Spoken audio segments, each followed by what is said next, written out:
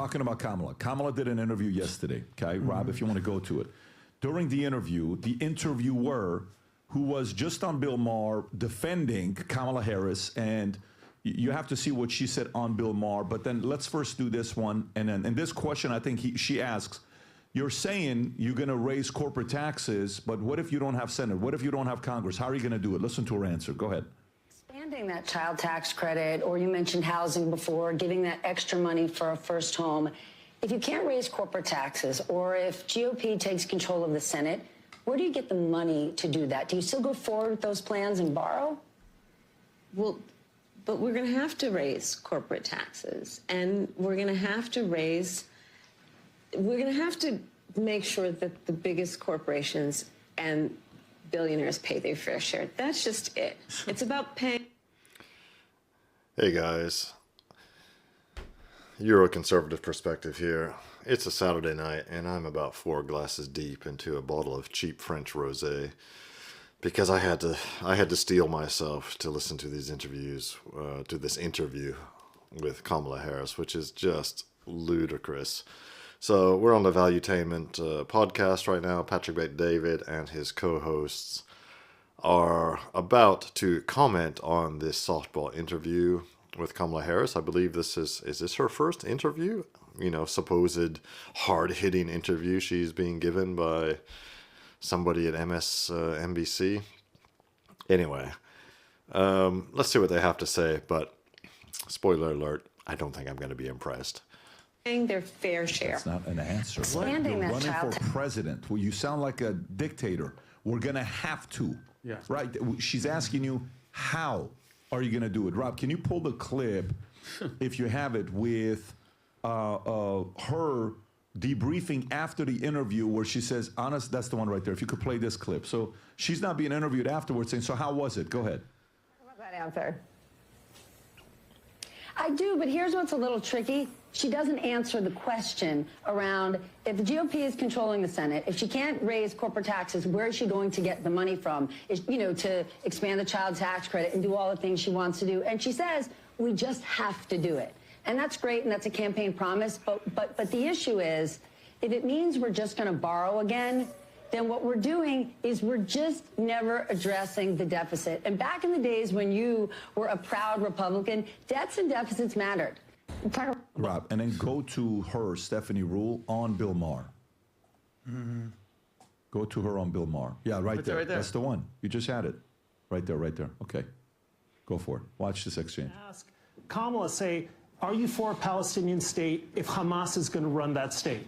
Okay. Yes or no? And let's say you don't like her answer. Are you going to vote for Donald Trump? No, I'm not. Kamala I just said I'm not going to vote for her. Harris is not running for perfect. Oh, She's God. running against Trump. We have two choices. And so there are some things you might not know her answer to.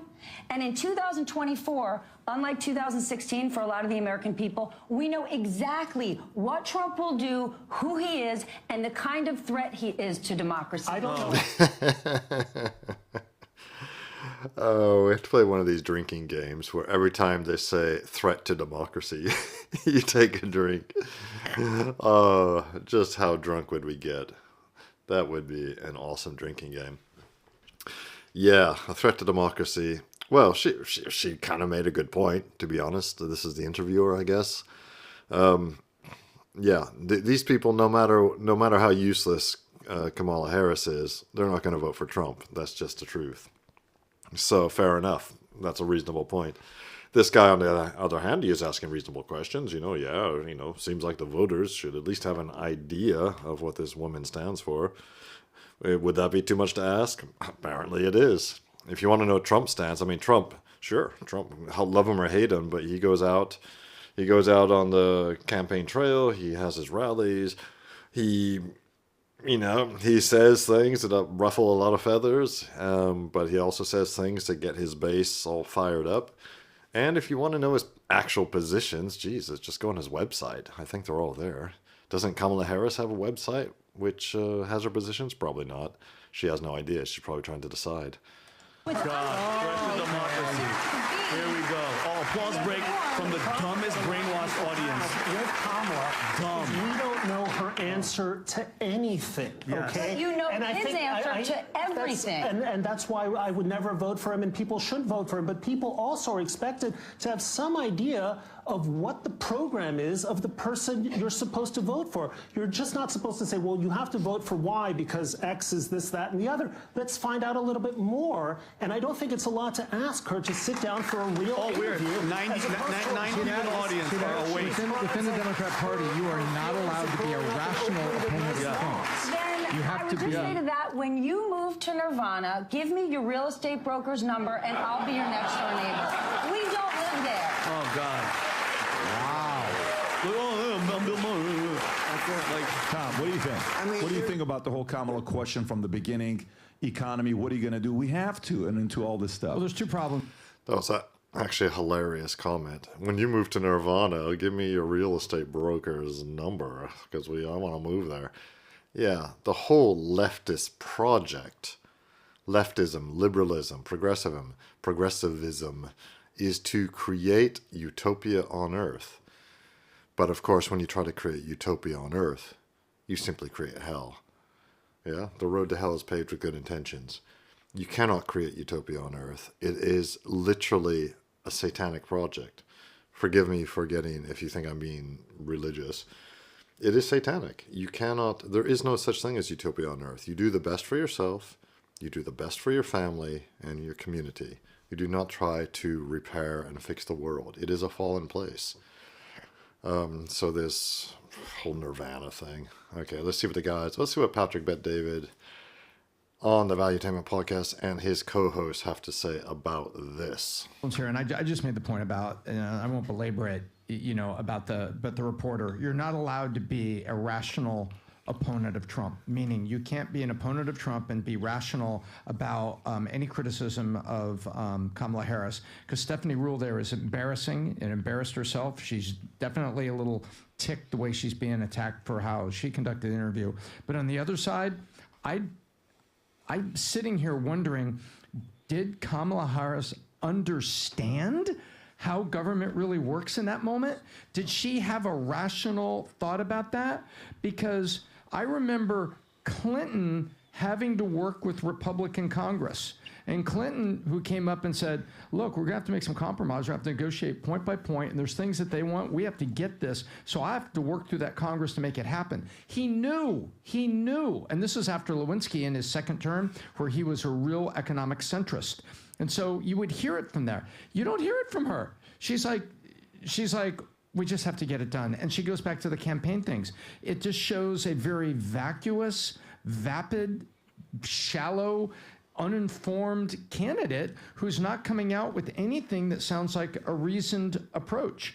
And by the way, they're running scared, Pat. If you want to talk about her poll for a split second, they're running scared. They believe, Kamala's side believes that they have one path right now. You know what that path is? Rob, do you have that chart? I'll show you the map. Over the weekend, they looked at Arizona and Nevada. There it is. Back. No, go to the map of the U.S. Right there. Other one. There we go. They believe this is where it is, Pat. See, there's no Wisconsin, there's no Nevada, there's no Arizona. Look at North Carolina and Georgia. They believe that's what they have to win. They have conceded the fact that they believe Trump's going to win Pennsylvania, the way they're spending in it, and they have conceded Arizona. But take a look at what they're at. They're doing everything they can on Michigan, North Carolina, and Georgia. That is the path they think they have, because she's not coming out and gaining any momentum at all. This election could be over at 11:30 on election night. This is what they're trying to do. They have only two states going after. What's her name, Adam? Stephanie Ruhle. Stephanie Ruhle. Okay, she's obviously. I mean, Trump derangement syndrome, as we see it with a lot of people. She's on Bill Maher. That audience. By the way, I've been there. I've been in that audience. It's the worst. Okay, it's the worst audience ever. But she talks all that crap on Bill Maher. She gets this, applause break. She thinks she's in charge. Kamala's campaign sees that. They get her an interview thinking it's going to be a softball interview. Then you have her in front of you and you don't challenge her. Then you go on another interview and you talk shit about her not answering the question. And this is the problem with them not holding these horrible reporters. You don't hold their foot to the fire. And the rational guy gets slapped around. Exactly. And he's against Trump. And he's against, that's what I'm saying. And he's like, I'm not going to vote for him, but you guys, it's not holding their foot to the fire and not asking the actual questions, not stopping and going, okay, Kamala, time out, stop talking with your hands, answer the question. How are you going to do it? And we don't have no answers because people like Stephanie Ruhle protect them and they guide them and they make sure that they don't say anything completely stupid and they never challenge them. Well, Vinny just made some good points, as did the other co-hosts there. Yeah, not only did that reporter not even begin to challenge Kamala Harris, however you say her name. I mean, she sort of asked her a reasonable question, but Kamala Harris, of course, didn't answer it, and then that was it. She didn't press her on it and try to get an answer out of her. And this other guy who was on Bill Maher that I looked at, yeah, he was asking, and who was complete anti-Trumper, by the way. He was asking perfectly reasonable questions that any sane human adult would want to know. It's really not that difficult, and he's like being attacked. I love it when leftists eat each other. They just attack each other. You know, it's over this purity spiral. Or they say, well, you know, it's Trump bad man, bad orange man. You know, don't even ask questions to our candidate because orange man bad. You know, just utter nonsense. So, yeah, well, excuse me. I hope my ramblings made sense. I'm now like 5 glasses deep into this bottle. And I'm going to leave it there. So if you like this kind of content, please like and subscribe, share, do all those kinds of things. It really helps me grow the channel and helps me to keep making more of this content. And there's going to be a lot more because we're in the middle of the crazy season and the election is coming up.